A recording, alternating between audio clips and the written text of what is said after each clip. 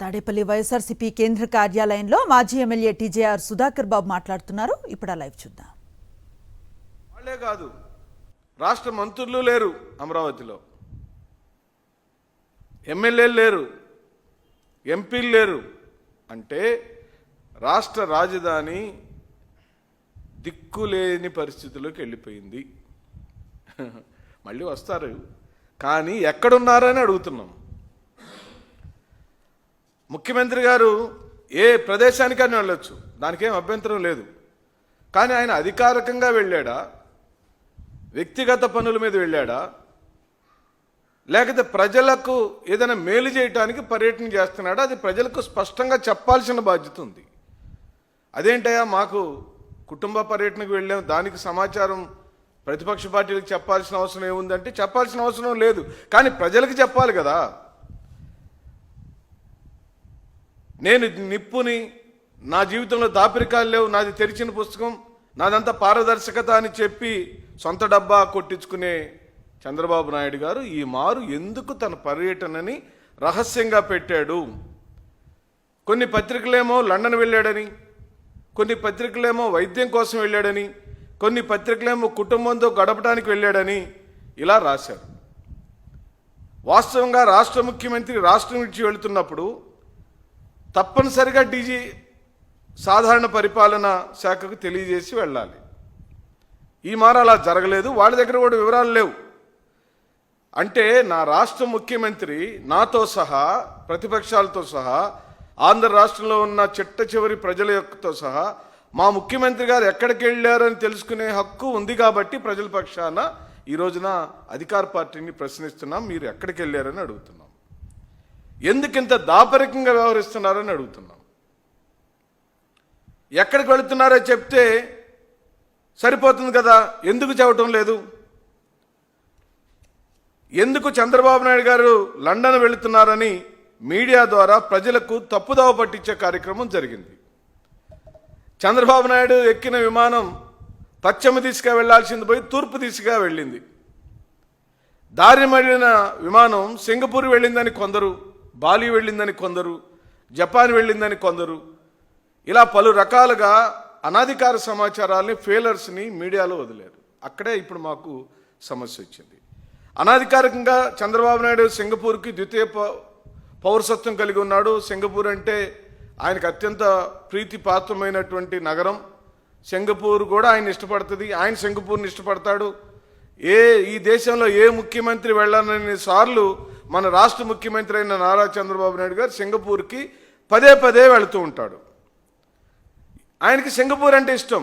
ఆ ఇష్టము ఆర్థికపరమైన ఇష్టము, డీల్స్ పరంగా ఇష్టం, రాజకీయంగా 4 శతాబ్దాలుగా చంద్రబాబు నాయుడు పడుతున్న కష్టం, శ్రమ అంతా కూడా సింగపూర్లోనే ఉంది.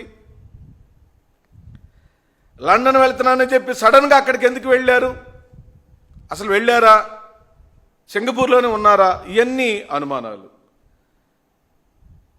మీరు లండన్ వెళ్ళాలనుకున్నారు, కానీ అక్కడ మీ అబ్బాయి ఉన్నాడని మీకు తెలుసు. ఇప్పుడు అబ్బాయికి, నాన్నగారికేమో తొందరగా నాన్నగారు మీరు దిగిపోతే నేను మరి ఎక్కాలి కదా, మన కుటుంబంలో ఒప్పందం అదే కదా అని రోజు ఘర్షణ జరుగుతుంది. మీ అందరికీ తెలిసిన చరిత్ర, నేను కొత్తగా చెప్పాల్సిన అవసరం లేదు. ఏ క్షణంలోనైనా చంద్రబాబు నాయుడు గారి కుర్చీకి లోకేష్ ద్వారానే గండం పొంచి ఉంది. చంద్రబాబు నాయుడు గారి కుర్చీకి గండం కాదు, ఆంధ్ర రాష్ట్రానికే గండం పొంచి ఉందని మనవి చేస్తున్నాను. ఈ సందర్భంలో చంద్రబాబు నాయుడు గారి విదేశీ పర్యటనను, దానికి కారణాలపై జరుగుతున్న చర్చను చూసి టీడీపీ నాయకులు కూడా ఆశ్చర్యపోతున్నారు. ఇదేంటారు బాబు, మన ముఖ్యమంత్రి గారు కనీసం మనకు సమాచారం కూడా ఇవ్వకుండా వెళ్ళిపోతున్నారు, ఇటు కనీసం ఏం జరుగుతుందో కూడా ఆ ఆంతరంగికమైనటువంటి ఏ ఒక్క వ్యక్తులకు, పార్టీ వ్యక్తులకు సమాచారమే ఉండటం లేదు. దీనికి కారణం ఏంటి అని చెప్పి అడుగుతున్నాం.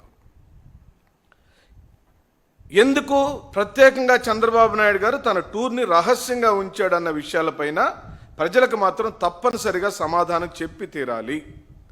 ఎందుకు అడుగుతున్నాం ఇలా అంటున్నామంటే, కొన్ని రోజుల క్రితం, కొన్ని నెలల క్రితం మా నాయకుడు, రాష్ట్ర మాజీ ముఖ్యమంత్రి శ్రీ వైఎస్ జగన్మోహన్ రెడ్డి గారు వారి కుమార్తె యొక్క చదువుల విషయమై లండన్ వెళ్ళినప్పుడు లండన్ నుంచి ఇంకో చోటకి ఎక్కడికో వెళ్ళాడు, అసలు లండనే వెళ్ళలేదు, మధ్యలో దిగాడు అని విపరీతమైన కథనాలల్లి మా నాయకుడిని అనేక రకాలుగా అవమానపాలు కార్యక్రమాలు చేశారు కదా. ఇప్పుడు మీరు సమాధానం చెప్పండి. ఎక్కడికి వెళ్ళాడు చంద్రబాబు నాయుడు?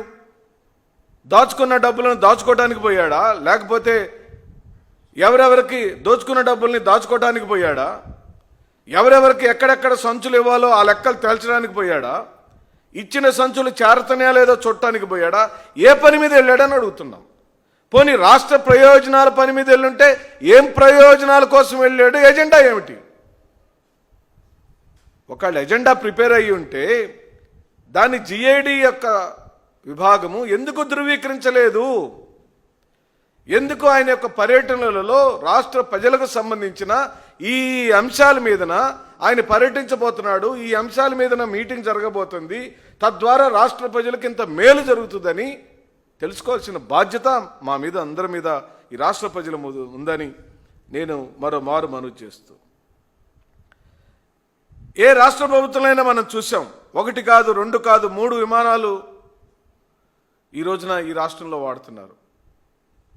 మీడియా మిత్రులారా, నేను లాస్ట్ ప్రెస్ కాన్ఫరెన్స్లో చెప్పాను, వైఎస్ఆర్ కాంగ్రెస్ పార్టీ మీడియా విభాగం ద్వారా మేము ఏ సమాచారాన్ని ప్రజల ముందుకు చెబుతున్నా సాక్ష్యంతో, ఆధారంతో నిక్కచ్చిగా చెప్పగలుగుతున్నాం. మాకేం భేషజం లేదు. నేను చెబుతున్న మాటలలో మీడియా మిత్రులు కూడా పరిశోధించండి, మీరు ఇన్వెస్టిగేటివ్ జర్నలిజం మోడ్లోకి మారని నేను మనవి చేస్తున్నా. సుధాకర్ బాబు చెప్పాడు, పలానా రాంబాబు గారు చెప్పారు, పేర్ని నాని గారు చెప్పారు, అధికార ప్రతినిధి ఎవరో చెప్పారు కాబట్టి మీరు రాయమని మేము అడగటం లేదు. నేను చెబుతున్న ఈ సమాచారం నిజమో కాదో మీరే పరిశీలించి పరిశోధించి నిజాన్ని నిగ్గుదేల్చమని అడుగుతున్నా. ఈ రాష్ట్రంలో అధికార పార్టీ 3 హెలికాప్టర్లు, 3 నాయకులు 3 హెలికాప్టర్లు 3 విమానాలు వాడుతున్నమాట నిజమా కాదు? 3 నాయకులు, 3 హెలికాప్టర్లు, 3 విమానాలు, 600 ప్రయాణాలు. ఏం చేస్తున్నారు వీళ్ళు? ప్రయాణాలు ఎక్కడి నుంచి ఎక్కడికి వెళ్తున్నారు? ఓ మారి ఇంతకుముందే నేను చెప్పాను, ఉదయం పూట బ్రేక్ఫాస్ట్ ఏమో హైదరాబాద్లో చేశారు పవన్ కళ్యాణ్ గారు, 10 గంటలకు అమరావతి రివ్యూకి వచ్చారు, అక్కడ కొన్ని స్నాక్స్ తిన్నారు, లంచ్కి తిరుపతి వెళ్ళారు, తిరుపతిలో లంచ్ చేశాడు, అక్కడ కొన్ని రివ్యూస్ చేశాడు, 4 గంటలకు స్నాక్స్ తిన్నాడు, అక్కడి నుంచి మళ్ళీ విమానం వేసుకొని హైదరాబాద్ వెళ్ళి డిన్నర్ తిన్నాడు. ఈ ప్రయాణాలన్నిటికీ అవుతున్న ఖర్చు ఎంత? ఆ ఖర్చుకు మీ జీతాలు సరిపోతున్నాయా? ఇంకో పక్కనేమో మేము ఇలా అడిగినప్పుడు లేదు మేము ప్రభుత్వం యొక్క ఖర్చులతో తిరగటం లేదు, మేము సొంత డబ్బులతో తిరుగుతున్నామని చెబుతున్నారు. మంచిది. నేను సూటిగా అడుగుతున్నాను, రాష్ట్ర ముఖ్యమంత్రి గారిని అడుగుతున్నాను, రాష్ట్ర ఉప ముఖ్యమంత్రి గారిని అడుగుతున్నాను, షాడో ముఖ్యమంత్రి అయిన సకల శాఖ మంత్రి అయిన లోకేష్ని అడుగుతున్నాను, మీ జీతాలు ఎంత? ప్రభుత్వం చే మీరు తీసుకుంటున్న జీతాల నంబర్ ఎంత? ఈ ప్రయాణాలకు అవుతున్న ఖర్చు ఎంత?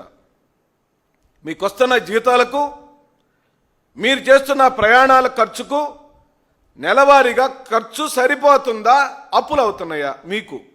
మీరు ఎందుకంటే మీరు చెబుతున్నారు కదా మేము సొంత ప్రయాణాలు చేస్తున్నామని. మీరు సొంత ప్రయాణాలు చేస్తే వైఎస్ఆర్ కాంగ్రెస్ పార్టీకి ఏ అభ్యంతరం లేదు. కానీ మేమంటున్నాం, మీరు ప్రజల యొక్క ధనాన్ని వృధా చేసి తైతక్కలాడుతున్నారని చెప్పి అంటున్నాం. ఎందుకు తిరుగుతున్నారో, ఏ పనుల మీద తిరుగుతున్నారో, ఇక్కడ నుంచి అక్కడికి ఎందుకు విమానాలు వాడుతున్నారో, హెలికాప్టర్లు ఎందుకు వాడుతున్నారో వాడితే పోనీ, ముఖ్యమంత్రి గారు వాడితే మాకు అభ్యంతరంలా. ఏ రాష్ట్ర రాజకీయాల్లోనైనా, దేశ రాజకీయాలైనా, ప్రపంచ రాజకీయాలలో రాష్ట్రాధినేతగా, ప్రభుత్వ అధినేతగా, ఓ ముఖ్యమంత్రిగా, ప్రధానమంత్రిగా హెలికాప్టర్లను, విమానాలను వాడితే ఏ ప్రతిపక్షానికి అభ్యంతరం లేదు. కానీ ఉప ముఖ్యమంత్రికి ఏం పని? ఆ ముఖ్యమంత్రి గారైనా తన సొంత పనుల మీద వెళ్తున్నాడా? ఇప్పుడు వెళ్ళాడండి, సింగపూర్ వెళ్ళాడో, బాలి వెళ్ళాడో, లేకపోతే మలేషియా వెళ్ళాడో, కజకిస్తాన్ వెళ్ళాడో నాకు తెలియదు. మీరే కనుక్కొని చెప్పండి. ఎవరి డబ్బులు అవి? విమానం ఖర్చులు ఎవరు పెడుతున్నారు? ఈ ప్రయాణం ద్వారా రాష్ట్ర ప్రజలకు ఏమన్నా మేలు జరుగుతుందా? జరిగితే వివరాలు చెప్పండి.